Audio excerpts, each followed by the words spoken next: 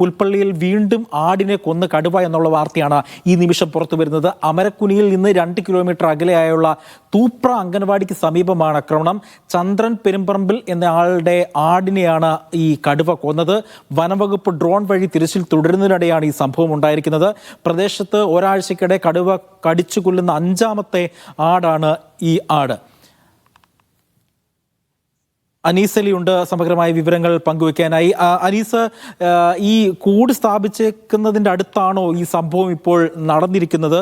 എന്താണ് ശരിക്കും ഇപ്പോൾ അവിടെ നടന്നുകൊണ്ടിരിക്കുന്നത്? അജി, കൂട് സ്ഥാപിച്ച സ്ഥലത്തല്ല ഈ ആക്രമണം നടന്നിരിക്കുന്നത്. ഈ കൂട് സ്ഥാപിച്ചിരുന്നത് 2 കിലോമീറ്റർ മാറിയാണ്. എന്ന് പറഞ്ഞാൽ ഈ പ്രദേശമൊക്കെ അടുത്തടുത്ത പ്രദേശങ്ങളാണ്.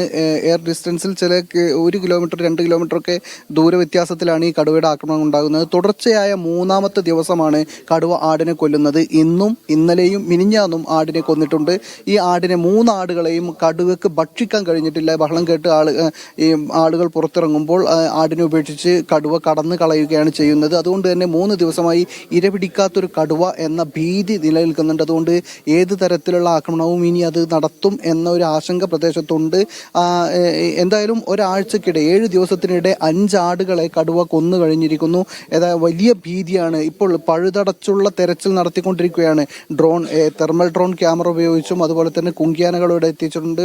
അതുപോലെ തന്നെ മയക്കുവെടി വിദഗ്ധ സംഘമുണ്ട്. വെറ്റിനറി സർജന്റെ നേതൃത്വത്തിലുള്ള സംഘം റോന്തു ചുറ്റുന്നുണ്ട്.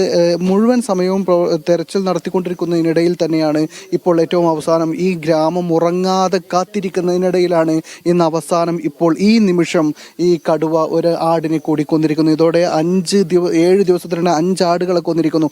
എന്താണ് ഇപ്പോൾ തൂപ്ര അംഗൻവാടിക്ക് സമീപത്താണ്. ആരുടെ ആടിനെയാണ് കൊന്നത്? ചന്ദ്രൻ വലിയപറമ്പിൽ എന്നയാളുടെ ആടിനെയാണ് കൊന്നിരിക്കുന്നത്. അവിടുത്തെ പ്രാദേശികവാസികൾ പറയുന്ന ഇത് വെച്ചിട്ട് സംഭവം ആരാണ് നമ്മൾ ആദ്യം വിളിച്ചു പറഞ്ഞ? വാർഡ് മെമ്പറാണ് നമ്മളെ വിളിച്ചു പറയുന്നത്. ഇപ്പൊ പ്രദേശത്തെ ജനങ്ങളുമായിട്ട് ബന്ധപ്പെട്ട് കഴിഞ്ഞപ്പോൾ റെഡിയാണ്. ഇന്നലെ കടുവയുടെ സാന്നിധ്യം കണ്ടതിന്റെ തൊട്ടടുത്ത് തന്നെയാണ് ഇന്നും കടുവ 5ാമത്തെ ആടിനെയും പിടിച്ചിരിക്കുന്നത്.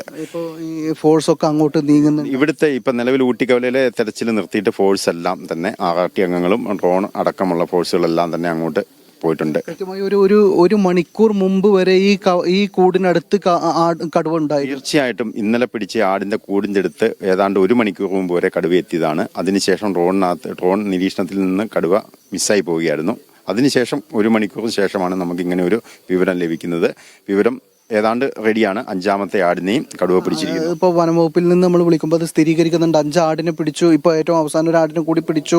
ചന്ദ്രൻ പെരുമ്പറമ്പിൽ എന്ന് പറയുന്ന ആടിനെയാണ് പിടിച്ചുള്ളത്. ഇപ്പോൾ ഇങ്ങനെ ഈ ഒരു അവസരം ഇപ്പോൾ 12 കാലമായി സമയം, 7ാമത്തെ ദിവസം പിന്നീടാണ് കടുവ ആക്രമണം തുടങ്ങിയിട്ട്. എന്താ ഇവിടുത്തെ ഒരു സാഹചര്യം? ആളുകളുടെ ഭീതി, ഇപ്പോഴും ആളുകൾ ഉറങ്ങാതെ കാത്തിരിക്കുകയാണ്. തീർച്ചയായിട്ടും ജനജീവിതം വളരെ ദുസ്സഹമായ ഒരു സാഹചര്യമാണുള്ളത്. അപ്പം ഇന്ന് ജനങ്ങൾ എല്ലാ രീതിയിലും കോപ്പറേറ്റ് ചെയ്യുന്ന ഒരു സാഹചര്യമാണ് ഉണ്ടായത്. നാളെ ജനങ്ങൾ ഒരു പ്രക്ഷോഭമായിട്ട് തിരിഞ്ഞു കഴിഞ്ഞാലും തിരിയാനുള്ള സാധ്യതയാണുള്ളത്. ഇന്ന് വൈകുന്നേരം തന്നെ അതിനുള്ള ഒരു സാധ്യതകളുണ്ടായിരുന്നു. ഈ ഫോറസ്റ്റിന്റെ ഭാഗത്തു നിന്നുള്ള അവരുടെ ഒരു ആത്മാർത്ഥമായ ഒരു സമീപനം മൂലമാണ് അതെല്ലാം ഒഴിവായി പോയത്. പക്ഷേ ഈ ഒരു സാഹചര്യം ആണെങ്കിൽ നാളത്തെ സ്ഥിതിഗതിയിൽ ജനങ്ങളുടെ ഒരു ഇതെന്താണെന്നുള്ള ജനങ്ങളുടെ ഒരു മൈൻഡ് എന്താണെന്നുള്ള കാര്യം പറയാൻ കഴിയില്ല. ആളുകളുടെ നിയന്ത്രണം വിടുന്ന സാഹചര്യമുണ്ട്. കാരണം എന്ന് വെച്ചാൽ ഇപ്പോൾ 5 ആടുകളെ കൊന്നിരിക്കുന്നു. മാത്രമല്ല ഈ ഏറ്റവും പ്രധാനപ്പെട്ട കാര്യം എന്ന് പറയുന്നത് 3 ആടുകളെ ഏറ്റവും അവസാനം പിടിച്ച ഇന്നും ഇന്നലെയും മിനിഞ്ഞാന്നും പിടിച്ച ആടുകളെ ഭക്ഷിക്കാൻ കടുവക്ക് കഴിഞ്ഞിട്ടില്ല. അതുകൊണ്ട് തന്നെ ഇനിയും അത് ഏത് തരത്തിലുള്ള ആക്രമണം നടത്തും, മനുഷ്യർക്ക് നേരെ ആക്രമണം ഉണ്ടാവും എന്നൊക്കെ ഭീതി നിലനിൽക്കുന്നുണ്ട്. തീർച്ചയായിട്ടും ഈ ഡ്രോൺ പരിശോധനയിൽ കടുവ അവശനായിട്ടാണ് കാണുന്നത്.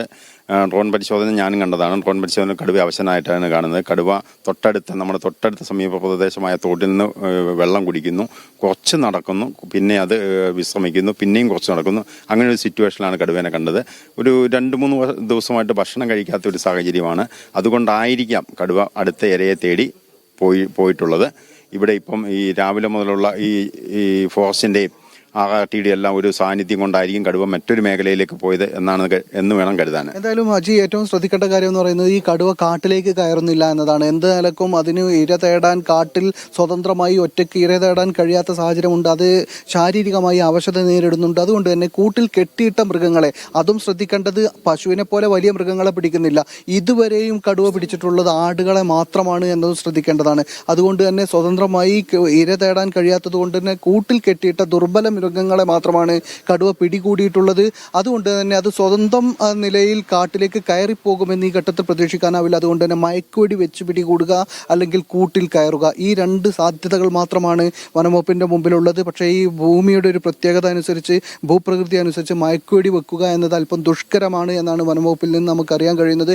കാരണം ഇടതൂർന്ന തോട്ടങ്ങളുണ്ട്, അതുപോലെ തന്നെ കയറിയും ഇറങ്ങിയും നിൽക്കുന്ന പ്രദേശമാണ്. നിരപ്പായ സ്ഥലത്ത് മാത്രമാണ് വളരെ സുഗമമായി മയക്കുവെടി വെക്കാൻ കഴിയുക. പക്ഷേ ഈ ഒരു ഭൂപ്രകൃതി അനുസരിച്ച് അത്ര എളുപ്പത്തിൽ മയക്കുവെടി വെക്കാൻ കഴിയില്ല. അതുകൊണ്ട് കൂട്ടിൽ കയറുക എന്നത് തന്നെയാണ് പ്രതീക്ഷിക്കുന്ന ഒരു എളുപ്പ സാധ്യത എന്ന് പറയുന്നത്. പക്ഷേ ആ കടുവ ഇപ്പോഴും കൂട്ടിൽ കയറുന്നില്ല. കൂടിനടുത്ത്, അതായത് ഈ കെണിയൊരുക്കിയ കൂടിനടുത്ത് വന്ന് കൂട്ടിൽ തട്ടി ആ ഡോർ അടഞ്ഞു പോവുകയും കൂട്ടിൽ കയറാൻ കഴിയാതെ പോവുകയും ഒക്കെ ചെയ്ത സാഹചര്യം മിനിഞ്ഞാന്ന് വരെ ഉണ്ടായിട്ടുണ്ട്. ശരി, അനീസ സൂചിപ്പിക്കുന്നത് പോലെ തന്നെ ഭീതിയുടെ നാളുകളിലാണ് ആ പുൽപ്പള്ളി നിവാസികളൊക്കെ കഴിഞ്ഞു പോകുന്നത്. അനീസലി, നമ്മുടെ ക്രൂ ഒക്കെ വളരെ ജാഗ്രതയോടുകൂടെ തന്നെ നിൽക്കുക. കാരണം ഈ സമയത്തും വലിയ ആശങ്കയിലാണ് പ്രദേശവാസികൾ നിൽക്കുന്നത്. അനീസ് അലിയാണ് പുൽപ്പള്ളിയിൽ നിന്നും സമഗ്രമായ വിവരങ്ങൾ ഈ സമയത്ത് നമുക്ക് നൽകിയത്.